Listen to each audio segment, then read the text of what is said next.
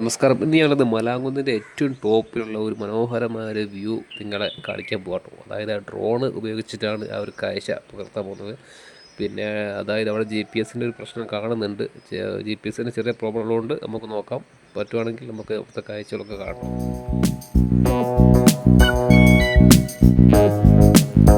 അങ്ങനെ നമ്മൾ Mavic air എന്ന ഒരു സീരീസിൽപ്പെട്ട DJI മാവിക് എയർ എന്ന സീരീസിൽപ്പെട്ട ഡ്രോണാണ്. അപ്പം ഇത് ഏകദേശം നമുക്കൊരു 4-5 കിലോമീറ്റർ നമുക്ക് നേരെ പിന്നെ റൺ ചെയ്യും. അതേപോലെ തന്നെ 500 മീറ്റർ നേരെ ഹൈറ്റിൽ അതിൻ്റെ പറക്കും കേട്ടോ. അപ്പോൾ നമുക്ക് പിന്നെ ഏകദേശം നമുക്ക് ഇവിടെ ഇപ്പോൾ എത്തിയിട്ടുണ്ട്. നമ്മൾ എല്ലാം സെറ്റാക്കാൻ പോവാണ്. സെറ്റാക്കിയിട്ട് നമ്മൾ ഇവിടെ നേരെ മുകളിലേക്ക് വിടുന്നുണ്ട്. പുറത്തെ കാഴ്ചകൾ നമുക്ക് കാണാം.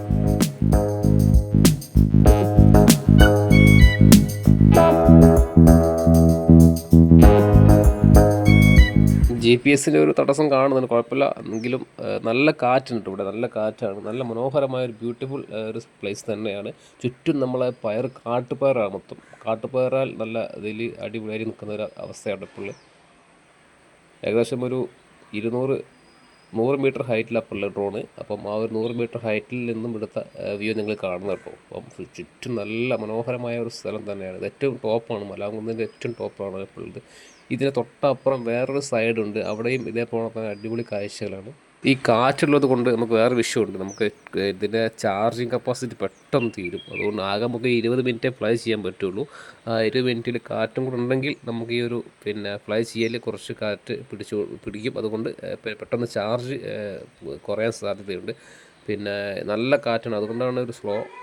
ഇവിടെ സൺസെറ്റ് കാണണമെങ്കിൽ ഒരു 5 മണി 6 മണിയൊക്കെ ആകുമ്പോൾ ഇവിടെ വന്നു കഴിഞ്ഞാൽ 6 മണിക്ക് ശേഷം അടിപൊളി വ്യൂ ആട്ടോ. അവിടെ സൺസെറ്റൊക്കെ സൂപ്പറായിട്ട് കാണാം.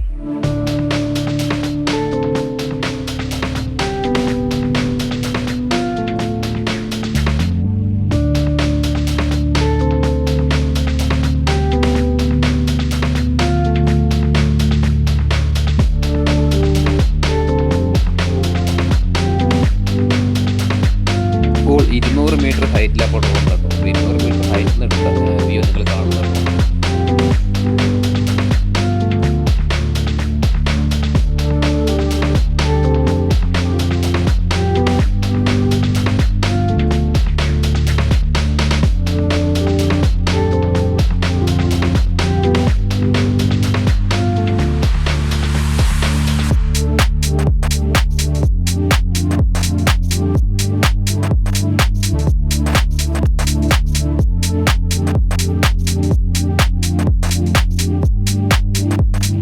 ഈ നേരെ താഴെ കാണുന്ന ആ ഒരു വഴി അങ്ങോട്ടേക്കുള്ള വഴിയാണ്. വളരെ ചെറിയ രീതിയിലാണ് കാണുന്നത്. ഇത്ര വേറെ ഹൈറ്റിലാണ് പോകുന്നത് കേട്ടോ.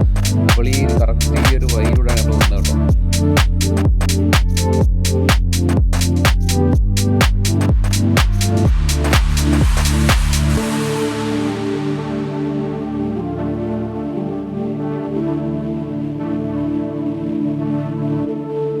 കണക്ഷൻ കട്ടായി കളിക്കുന്നുണ്ട്, അതുകൊണ്ടാണ് ഒരു സ്ലോ. ഇത് ശരിക്കും നല്ല GPS-ലുള്ളടത്തുനിന്ന് മാത്രമേ ഫ്ലൈ ചെയ്യാൻ പറ്റുള്ളൂ. ഇവിടെ GPS-ൻ്റെ ഒരു പ്രശ്നം ഉള്ളതുകൊണ്ടാണ് ഈ ഒരു സ്ലോ നിങ്ങൾ കാണുന്നത്.